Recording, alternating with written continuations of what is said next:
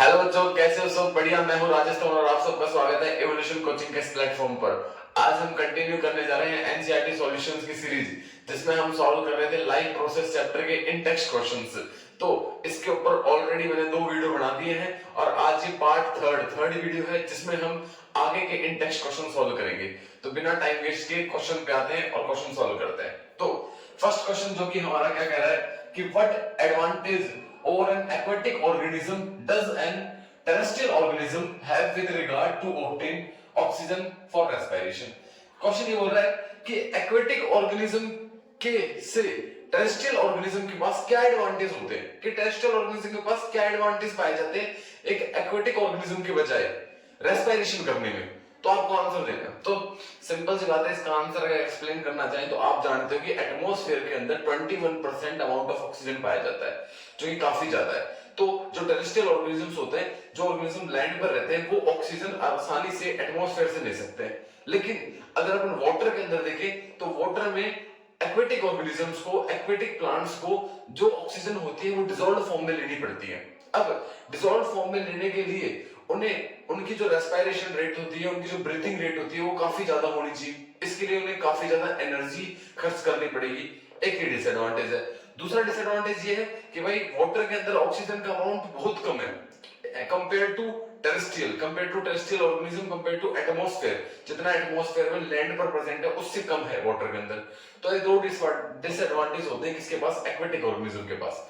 तो एक बार वापस से इसका आंसर देखें तो सिंपल वर्ड में आंसर क्या है कि जो टेरेस्ट्रियल ऑर्गेनिज्म है उनके पास एटमॉस्फेयर में 21% अमाउंट ऑफ ऑक्सीजन होता है, वो आसानी से ऑक्सीजन ले पाते हैं। लेकिन जो एक्वेटिक ऑर्गेनिजम्स होते हैं उनमें उनको वाटर से डिसॉल्व ऑक्सीजन लेनी पड़ती है और वाटर के अंदर ऑक्सीजन का अमाउंट काफी कम होता है। इस वजह से उनकी जो रेस्पिरेशन रेट होती है, ब्रीथिंग रेट होती है, वो ज्यादा होती है और ब्रीथिंग रेट के लिए उन्हें ज्यादा एनर्जी स्पेंड करनी पड़ती है। ये एडवांटेज होता है टेरेस्ट्रियल ऑर्गेनिज्म का एक्वेटिक ऑर्गेनिज्म के ऊपर। अब इसको इंग्लिश में कैसे लिखना है, तो मैंने जो मैं आपको बताया वही सिंपल लैंग्वेज के अंदर इंग्लिश में लिख दिया। आपको पेपर के अंदर ऐसे लिखना है अगर क्वेश्चन आए तो। क्या है कि terrestrial organisms take oxygen from the air. Terrestrial organism क्या लेते हैं? एयर से ऑक्सीजन लेते हैं, एयर से ऑक्सीजन लेते हैं। और आपको पता है in air 21% amount of oxygen is present, कि भाई 21% ऑक्सीजन पाई जाती है एयर में, 78% नाइट्रोजन पाई जाती है और बाकी जो 0.01% बचा ये क्या पाई जाती है? अदर गैसेस पाई जाती है, CO2 हो गया और भी गैसेस हो गई। अब 21% ऑक्सीजन पाई जाती है एटमॉस्फेयर में, इसीलिए टेरेस्ट्रियल ऑर्गेनिज्म तो एयर से ऑक्सीजन ले लेते हैं। But aquatic organisms have to take oxygen from the dissolve water. उन्हें डिसॉल्व वाटर से ऑक्सीजन लेनी पड़ती है और the amount of oxygen in dissolve water is very low. और जो ऑक्सीजन का अमाउंट है वाटर में वो बहुत कम है। डिसॉल्व ऑक्सीजन का अमाउंट वाटर में बहुत कम होता है। So aquatic animals have to spend more energy to respire, और उन्हें रेस्पिरेशन करने के लिए बहुत ज्यादा एनर्जी स्पेंड करनी पड़ती है। इसीलिए जो ब्रीथिंग रेट होती है एक्वेटिक ऑर्गेनिज्म की वो ज्यादा भी होती है किससे? टेरेस्ट्रियल ऑर्गेनिज्म से। ये एडवांटेज है टेरेस्ट्रियल ऑर्गेनिज्म के पास एक्वेटिक ऑर्गेनिज्म से। तो ये क्वेश्चन पूछ रहा था कि एक्वेटिक ऑर्गेनिज्म के पास क्या एडवांटेज नहीं है जो टेरेस्ट्रियल ऑर्गेनिज्म के पास है, आपको बताना है। तो सिंपल से मैंने आपको एक्सप्लेन कर दिया, यही आप लिख के आ सकते हो। तो चलते हैं नेक्स्ट क्वेश्चन पे। तो चलते हैं अगले क्वेश्चन पर। तो देखते हैं अगला क्वेश्चन क्या कह रहा है। तो क्वेश्चन बोल रहा है कि what are the different ways in which glucose is oxidised to provide energy in various organism. देखो क्वेश्चन बोल रहा है कि कौन कौन से तरीके हैं जिसमें ग्लूकोज ऑक्सीडाइज होता है, या बोल दो ग्लूकोज का ब्रेकडाउन होता है एनर्जी लेने के लिए डिफरेंट ऑर्गेनिजम्स में। तो आपकी बुक में 2 तरीके बता रखे हैं और वो 2 ही तरीके होते हैं, उनके बारे में डिस्कस करते हैं। तो मैंने यहाँ पर लिख दिया है कि there are 2 different ways to take energy from glucose. 2 तरीके होते हैं। पहला तरीका कि भाई ग्लूकोज का ब्रेकडाउन कर दिया जाता है in the presence of oxygen, in the presence of oxygen. पहला तरीका। इसमें क्या होता है कि ऑक्सीजन की प्रेजेंस में ग्लूकोज को कंप्लीटली तोड़ दिया जाएगा और ऐसे रेस्पिरेशन को एरोबिक रेस्पिरेशन भी बोलते हैं बेटा। ऐसे रेस्पिरेशन को एरोबिक रेस्पिरेशन बोलते हैं। अब इसके अंदर क्या होगा कि complete breakdown of glucose, complete breakdown of, इसके अंदर complete breakdown of glucose to release energy, CO2 and water। इसके अंदर ग्लूकोज का कंप्लीटली ब्रेकडाउन हो जाता है और ग्लूकोज टूट जाता है किसके अंदर, जैसे कि C6H12O6।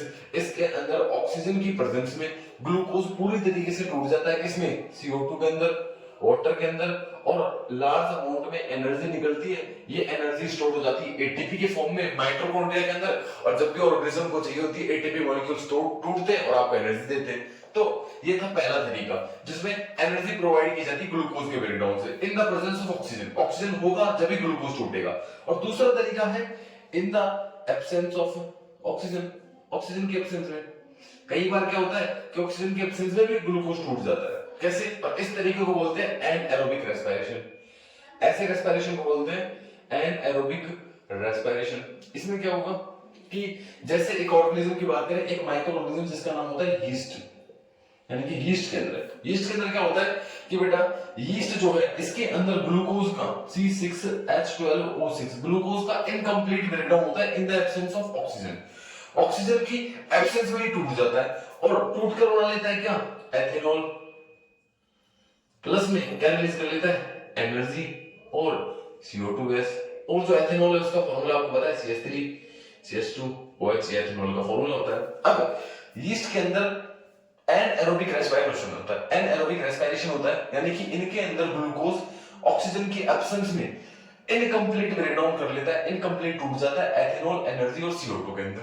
और ऐसा ही कई बार ह्यूमन बींग्स में होता है। ह्यूमन बींग्स में क्या होता है, जब अपन हैवी टास्क कर रहे होते हैं या हैवी एक्सरसाइज कर रहे होते हैं या ऐसी टास्क कर रहे होते हैं जैसे कि रनिंग वगैरह कर रहे होते हैं, तो उस दौरान आपकी बॉडी की एनर्जी रिक्वायरमेंट बढ़ जाती है। अब इस दौरान आपकी बॉडी में कंप्लीटली ऑक्सीजन ट्रांसपोर्ट नहीं हो पाती, तब आपकी मसल सेल्स में एनएरोबिक रेस्पिरेशन हो जाता है ऑक्सीजन की एब्सेंस में।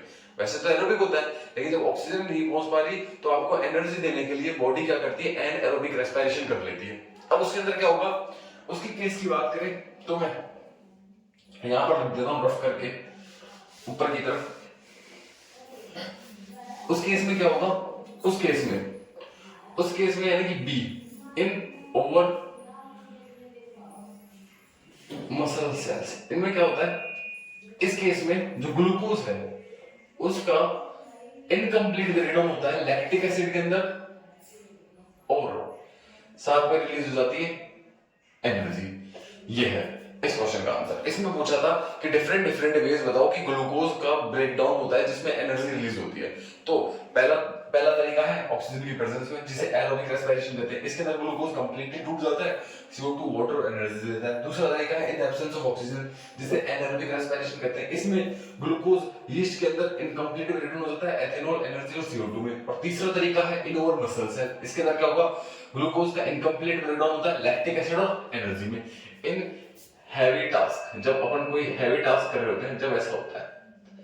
ठीक है, समझ गए। अब अगले क्वेश्चन पे चलते हैं। नेक्स्ट क्वेश्चन पढ़ते हैं। नेक्स्ट क्वेश्चन क्या कह रहा है, नेक्स्ट क्वेश्चन पढ़ते हैं कि नेक्स्ट क्वेश्चन क्या कह रहा है। तो how is oxygen and CO2 carbon dioxide gas is transported in human being. तो क्वेश्चन बोल रहा है कि कैसे ऑक्सीजन गैस और कार्बन डाइऑक्साइड गैस का ह्यूमन बीइंग्स में ट्रांसपोर्टेशन किया जाता है, कैसे ट्रांसपोर्ट किया जाता है हर एक सेल तक। तो आपको जैसा पता है कि ह्यूमन बॉडी के अंदर ब्लड, हार्ट और ब्लड वेसल्स तीनों चीजें मिलकर सर्कुलेटरी सिस्टम बनाते हैं, ट्रांसपोर्टेशन सिस्टम बनाते हैं। अब आपकी ब्लड जो है, ब्लड के अंदर आरबीसी सेल्स पाई जाती है, यानी कि रेड ब्लड कॉर्पस्कल्स या सेल्स पाई जाती है जिनके अंदर एक रेड कलर का पिगमेंट होता है जिसका नाम है हीमोग्लोबिन। और हीमोग्लोबिन जो है ना बेटा, उसकी वेरी हाई एफिनिटी, बहुत ज्यादा एफिनिटी होती है ऑक्सीजन को अपनी सरफेस पर बाइंड करने की।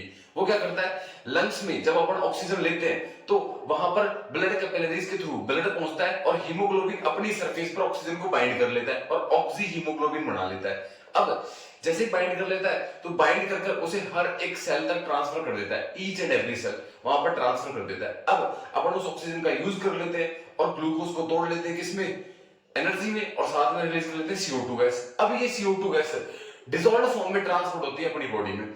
CO2 गैस जो होती है वाटर में सॉल्युबल होती है। अब इस CO2 गैस को आपको पता है ब्लड का एक पार्ट जिसका नाम है प्लाज्मा, इसके अंदर ये CO2 गैस डिसॉल्व हो जाती है और प्लाज्मा की मदद से ये CO2 गैस हर एक सेल से इकट्ठा होकर कलेक्ट होकर वापस से लंग्स में पहुंच जाती है। और वैसे भी CO2 गैस का अमाउंट काफी कम होता है ऑक्सीजन की कंपैरिजन में, तो ये वाटर के अंदर डिसॉल्व फॉर्म में ट्रांसफर हो जाती है और ब्लड का 50% पार्ट जो है वो प्लाज्मा से ही बना होता है, जैसा कि आपको पता है, और बाकी ब्लड सेल्स होती हैं उसके अंदर। अब यही मैंने बोर्ड पर लिख दिया है और पढ़ के देखते हैं बोर्ड पर क्या लिखा है, और आपको ऐसे लिख के आना है सेम टू सेम। तो transportation of oxygen and CO2 takes place by the following ways. Oxygen और CO2 का ट्रांसफर इन तरीकों से होता है। बात करें ऑक्सीजन की, oxygen is transported from lungs to every cell. Oxygen को लंग्स से हर एक सेल तक ट्रांसपोर्ट किया जाता है by the help of haemoglobin. किसकी मदद से? हीमोग्लोबिन की मदद से। और haemoglobin is a red colour pigment. Haemoglobin एक रेड कलर का पिगमेंट होता है which is found on the red blood corpuscles, जो रेड ब्लड कॉर्पस्कल्स के अंदर पाया जाता है। इसी के कारण ब्लड का कलर लाल होता है। It has high affinity to bind with oxygen and form oxyhaemoglobin. अब जो हीमोग्लोबिन है ना, उसकी बहुत ज्यादा एफिनिटी होती है ऑक्सीजन के साथ बाइंड करने की। वो सिर्फ ऑक्सीजन के साथ बाइंड करता है, CO2 के साथ बाइंड नहीं करता, और इसको अपनी सरफेस पर बाइंड करके ये बना लेता है ऑक्सीहीमोग्लोबिन, और इसे पूरी बॉडी के अंदर क्या कर देता है? ट्रांसपोर्ट कर देता है ईच एंड एवरी सेल पर। ऐसे ही carbon dioxide is soluble in water. Carbon dioxide water के अंदर क्या होती है? Soluble. So it is transported in dissolved form, और इसे डिसॉल्व्ड फॉर्म में ट्रांसपोर्ट किया जाता है by the help of plasma of our body. Plasma की मदद से, यानी कि जो कार्बन डाइऑक्साइड है वो प्लाज्मा के अंदर डिसॉल्व हो जाती है, और प्लाज्मा की मदद से बॉडी के हर एक ऑर्गन से कलेक्ट होकर लंग्स तक पहुंचा दिया जाता है इसे। और वैसे इसका प्रोपोर्शन कम होता है, जैसा कि मैंने आपको बताया। तो ये था इस क्वेश्चन का आंसर। काफी आसान क्वेश्चन था। चलते हैं लास्ट क्वेश्चन पर इस सेशन के, ठीक है। पढ़ते हैं नेक्स्ट क्वेश्चन क्या बोल रहा है। तो how are the lungs are designed in human being to maximise the area for the exchange of gases. क्या बोल रहा है कि लंग्स को कैसे डिजाइन किया गया है, लंग्स में ऐसा क्या पाया जाता है कि वो इतना ज्यादा मैक्सिमम एरिया प्रोवाइड करता है गैसेस के एक्सचेंज के लिए। तो आपने चैप्टर पढ़ा होगा, उसके अंदर रेस्पिरेशन पढ़ा होगा, जब आपको बताया गया होगा कि लंग्स के अंदर मिलियंस ऑफ, दोनों लंग्स है, millions of balloon like structure या गुब्बारे नुमा या सैक लाइक स्ट्रक्चर पाई जाती है, जिन्हें एल्वियोलाई बोलते हैं, और जो कि फंक्शनल और स्ट्रक्चरल यूनिट है लंग्स की, उनका ही काम है गैसेस का एक्सचेंज करना। अब जो एल्वियोलाई है बेटा, alveoli large surface area provide करती है गैसेस के एक्सचेंज के लिए, बहुत ज्यादा सरफेस एरिया प्रोवाइड करती है। और एल्वियोलाई डायरेक्टली कनेक्टेड होती है ब्लड वेसल से। यहां से ब्लड कैपिलरीज आ रही होती है, और ब्लड में ब्लड आ रहा होता है, और ब्लड से CO2 आ रही होती है, और CO2 चल जाती है एल्वियोलाई में, और एल्वियोलाई से ऑक्सीजन आ जाती है किसके अंदर? ब्लड के अंदर, bye the help of diffusion process. Diffusion की मदद से ऐसा होता है। अब एल्वियोलाई बहुत ज्यादा सरफेस एरिया प्रोवाइड कर पाती है। और एक आपके एनसीईआरटी की लाइन है जो कि काफी इंपॉर्टेंट है, कि अगर हम दोनों लंग्स के एल्वियोलाई को निकाल लें और उनको सेपरेट करें, तो कम से कम ये 80 मीटर स्क्वायर का एरिया कवर कर लेंगे। तो आपको लिखना कैसे, क्वेश्चन का आंसर मैंने बोर्ड पर लिख दिया, पढ़ते हैं और ऐसे ही आपको लिखने आना है, ठीक है। तो to maximise the area for the exchange of gases, gases के एक्सचेंज के लिए बहुत ज्यादा एरिया प्रोवाइड करने के लिए in our lungs millions of balloon like और sac like structure are present. Balloon like या सैक लाइक स्ट्रक्चर पाई जाती है, जिन्हें एल्वियोलाई बोला जाता है। These alveoli provide large surface area for the exchange of gases. ये एल्वियोलाई गैसेस के एक्सचेंज के लिए बहुत ज्यादा सरफेस एरिया प्रोवाइड करती है, लार्ज सरफेस एरिया प्रोवाइड करती है, and also it is richly supplied with the blood vessels. और इनसे ब्लड वेसल्स भी कनेक्टेड होती हैं, यहां से बहुत सारी ब्लड कैपिलरीज जारी होती है जो ब्लड लेके आती है, और ब्लड से और एल्वियोलाई से डिफ्यूजन की वजह से ऑक्सीजन और CO2 एक्सचेंज हो जाता है। अब ये लाइन जो आपकी एनसीईआरटी में देखी क्या है, if we separate all the alveoli, अगर हम सारी एल्वियोलाई को सेपरेट करें of two lungs of an adult human, एक अडल्ट ह्यूमन की सारी एल्वियोलाई को लंग्स से निकालें, तो 80 मीटर स्क्वायर का एरिया कवर कर लेंगे, जो कि काफी बड़ा एरिया है। तो इतना एरिया होता है इनके अंदर, इतना एरिया प्रोवाइड करती है गैसेस के एक्सचेंज के लिए। तो ये आज का लास्ट क्वेश्चन था। मिलते हैं फिर और इन टेक्स्ट क्वेश्चंस के साथ इस चैप्टर के एक नई वीडियो के अंदर। तो अगर आपको वीडियो अच्छा लगा तो वीडियो को लाइक करें और चैनल को सब्सक्राइब करें। थैंक यू वेरी मच, जल्दी मिलते हैं।